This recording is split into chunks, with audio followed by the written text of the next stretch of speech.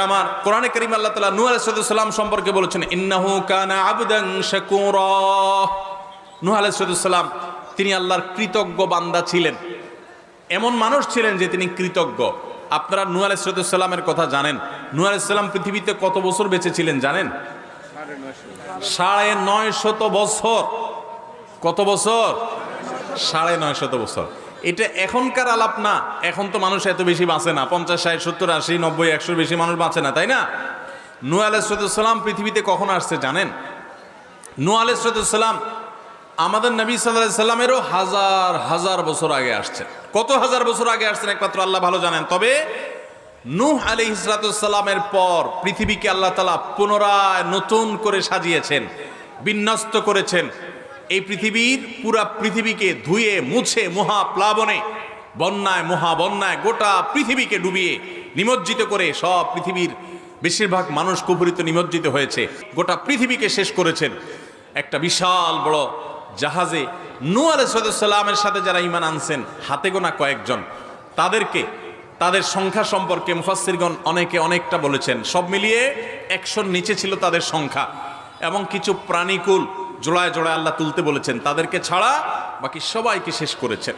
নূহ আলাইহিস সালাম ইব্রাহিম আলাইহিস সালামেরও আগের, মুসা আলাইহিস সালামেরও আগের, ঈসা আলাইহিস সালামেরও আগের, দাউদ আলাইহিস সালামেরও আগের, সুলাইমান আলাইহিস সালামেরও আগের, আমাদের নবী সাল্লাল্লাহু আলাইহি সাল্লামেরও আগের, অনেক আগে। এই নূহ আলাইহিস সালাম 950 বছর নিজের জাতিকে দাওয়াতের কাজ করেছেন। এই যে একটু আগে বললাম, এলাকার মানুষের উপকার করলে অনেক সময় এলাকার মানুষ অকৃতজ্ঞ হয়, নাশুকরি করে, পারলে যে উপকার করছে তার আরো ক্ষতি করে। আছে না না এরকম নাশকর? সব যুগেই ছিল। এই নাশকরকারীরা নিজেদের কপাল পড়ে, আর কারোর কপাল তারা পুড়তে পারে না। নূহ আলাইহিস সালামের জাতিকে নূহ আলাইহিস সালাম যখন দাওয়াত দিয়েছেন ইসলামের পথে, তাদের উপকার করতে গেছেন তিনি, তারা উল্টা তার ক্ষতি করতে গেছে, তার কথা শুনতে চাই নাই।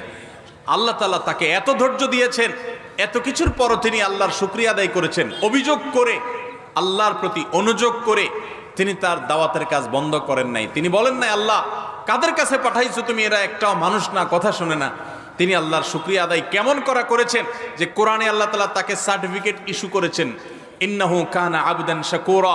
নিশ্চয় নূহ তিনি আল্লাহর কৃতজ্ঞ বান্দা ছিলেন। এত বড় পরীক্ষা নিয়েছেন, গোটা সমাজ তার উল্টা, গোটা সমাজ তার বিপরীত, এরপরেও আলহামদুলিল্লাহ বলতে ভুল করতেন।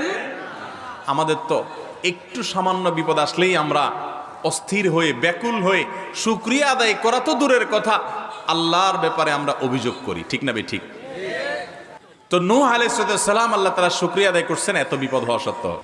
তো যেটা বলছিলাম, নূহ আলাইহিস সালাম এত পরীক্ষা আল্লাহ তাআলা তাকে নিয়েছেন, সুবহানাল্লাহ, এত বিপদ, এত কষ্ট, এরপরেও আলহামদুলিল্লাহ বলেছেন, আল্লাহ শুকর আদায় করেছেন, তাই না? আইয়ুব আলাইহিস সালাম, কোরআনে আল্লাহ তাআলা তার আলোচনা বিভিন্ন জায়গায় করেছেন।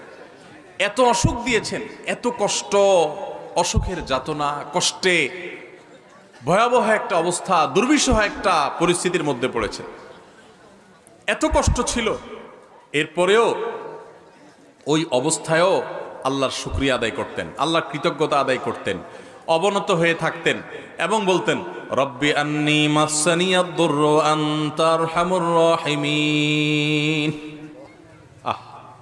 ও আমার রব, আমার অসুখ আমাকে স্পর্শ করেছে, অসুখ আমাকে পেয়ে বসেছে, আর আপনি তো সবচেয়ে বড় দয়াশীল, সবচেয়ে বড় অনুগ্রহকারী, আমার প্রতি রহম করেন। কোনো অভিযোগ নাই, আল্লাহর কাছে অনুনয় বিনয় করে দোয়া করেছেন। এই দোয়া করার পর আল্লাহ তাআলা তার অসুখ ভালো করে দিয়েছেন।